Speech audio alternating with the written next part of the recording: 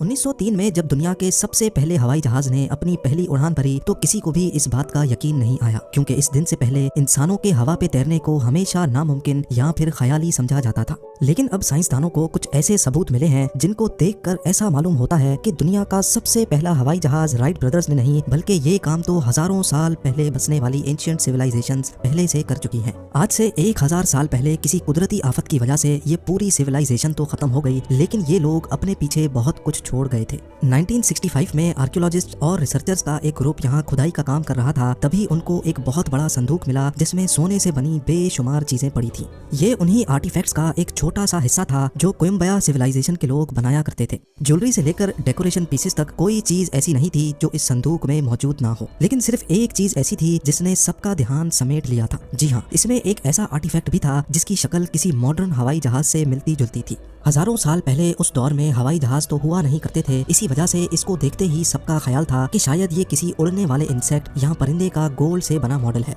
लेकिन कुछ तो था इस मॉडल में जो अनकरीब सबको हैरान और परेशान करने वाला था। जब इस मॉडल को डिटेल्ड स्टडी के लिए एरोडायनामिक्स एक्सपर्ट्स तक पहुंचाया गया तो आखिरकार इस पहेली की गुत्थियां एक एक करके सुलझने लगी। ये जाना गया कि इस मॉडल का डिजाइन परिंदों और उड़ने वाले इंसेक्ट से काफी ज्यादा मुख्तलिफ है, क्योंकि दुनिया में कोई एक भी ऐसा परिंदा नहीं है जिसकी दुम सीधी खड़ी हो जैसा कि इस मॉडल की देखी जा सकती है। ये दुम, जिसको इंजीनियरिंग की जबान में रडर कहा जाता है, ये मॉडर्न एयरक्राफ्ट्स का एक अहम तरीन हिस्सा होता है जो हवाई जहाज की डायरेक्शन को कंट्रोल करता है। इसके साथ साथ तमाम परिंदों और इंसेक्ट्स के विंग्स उनके जिस्म के ऊपर लगे होते हैं, जबकि इस मॉडल के विंग्स इसकी बॉडी के निचले हिस्से से अटैच्ड हैं और ऐसा सिर्फ मॉडर्न एयरप्लेन्स या फिर स्पेस शटल में देखा जा सकता है। इन विंग्स को इंजीनियरिंग की जबान में एलरॉन्स कहते हैं, जिनका काम एयरप्लेन को लेफ्ट राइट मोड़ने का होता है। राइट ब्रदर्स के पहले जहाज से भी 1000 साल पहले बनाया जाने वाला ये मॉडल दुनिया भर के एक्सपर्ट्स और रिसर्चर्स को लाजवाब कर बैठा था, क्योंकि इस मॉडल में रडर और एलरॉन्स के साथ साथ इसका डिजाइन भी एरोडायनामिक्स फ्रेंडली था। फ्लाइट के दौरान हवा से पैदा होने वाली फ्रिक्शन जहाज के लिए कम से कम रुकावट बने, इसी वजह से हर जहाज को कुछ ऐसे डिजाइन किया जाता है कि वो हवा को काटता हुआ आगे बढ़े, और इस डिजाइन को एरोडायनामिक्स फ्रेंडली डिजाइन कहा जाता है। यानी अगर ये मॉडल किसी खिलौने की नीयत करके बनाया गया होता तो जाहिर है इसमें उन बारीक बारीक चीजों का ख्याल क्यों और कैसे रखा गया जिनका उस दौर में नामो निशान भी नहीं था। क्या 1000 साल पहले बसने वाली कोयम्बया सिविलाइजेशन वाकई कोई असली जहाज बनाने में कामयाब हो चुकी थी? इतनी बारीकी से बनाया जाने वाला क्या ये उनके असली हवाई जहाज का ही कोई मॉडल तो नहीं? शायद इस सवाल का जवाब आपको इसी वीडियो में मिल सके। इजिप्ट के शहर कायरो से 550 किलोमीटर दूर एंशिएंट इजिप्शियंस की एक इबादत गाह मौजूद है जिसको टेम्पल ऑफ सेटी भी कहा जाता है, और ये जगह भी अपने अंदर बेशुमार राज छुपाए हुए है। इजिप्ट की दूसरी एंशिएंट साइट्स की तरह इस टेम्पल की दीवारों पर भी पत्थरों को बारीकी से तराश तराश कर इन पर सीक्रेट मैसेज लिखे गए थे। इस राइटिंग को हायरोग्लिफिक्स कहा जाता है, जो यहाँ रहने वाले लोग और राज करने वाले बादशाहों की जिंदगी और मौत के बारे में काफी कुछ बताती है। इस टेम्पल में 2000 साल पहले बनाए गए इन हायरोग्लिफिक्स में कुछ ऐसे पोशीदा पैगामात भी लिखे गए थे जिनको शायद आज हम तक पहुँचाने के लिए छोड़ा गया था।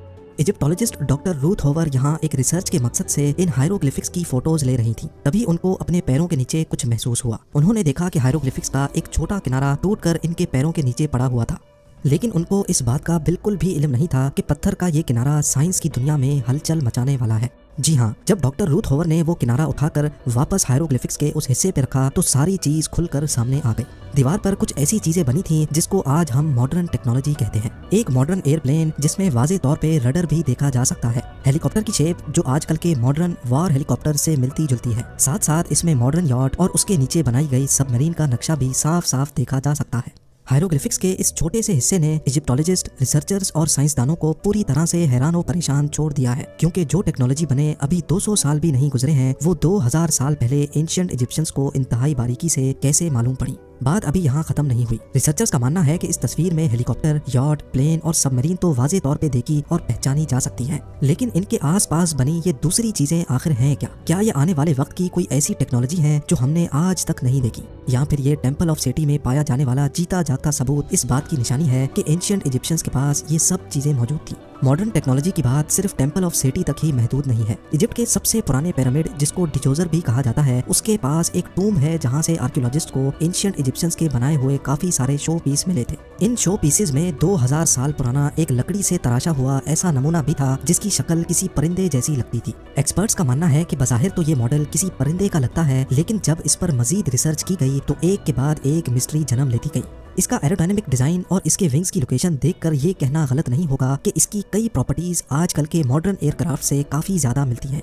एक्सपर्ट्स के इन दावों को साबित करने के लिए मॉडर्न टेक्नोलॉजी के जरिए बाज़ाहिर दिखने वाले परिंदे के इस नमूने का फ्लाइंग टेस्ट करना जरूरी था। साइमन सैंडरसन, जो कि एक एरोडायनेमिक्स एक्सपर्ट हैं, उन्होंने इस मॉडल की हूबहू कॉपी तैयार की जो कि ओरिजिनल मॉडल से 5 गुना बड़ी थी। जब लैब में इस मॉडल का फ्लाइंग टेस्ट किया गया तो नतीजा देखकर साइमन काफी ज्यादा हैरान थे। मॉडल पूरी तरह से एरोडायनेमिक तो था, लेकिन इसमें एक बहुत अहम चीज मिसिंग थी। जी हाँ, जहाज को टेक ऑफ और लैंडिंग के लिए टेल की जरूरत होती है और ये टेल इस मॉडल में मौजूद नहीं थी।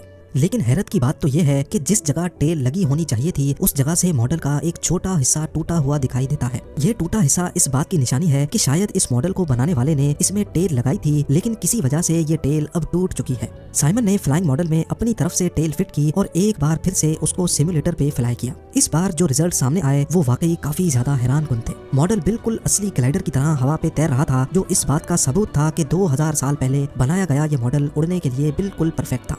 अगर एंशिएंट इजिप्शियंस ने इतना परफेक्ट मॉडल बना लिया था तो क्या उसको कभी उड़ा भी पाए कि नहीं? ये सवाल भी एक्सपर्ट्स और रिसर्चर्स को ऐसे ही तंग करता रहेगा जैसे टेम्पल ऑफ सेटी में बने हायरोग्लिफिक्स और कोयम्बया सिविलाइजेशन का प्लेन मॉडल कई सवालिया निशान छोड़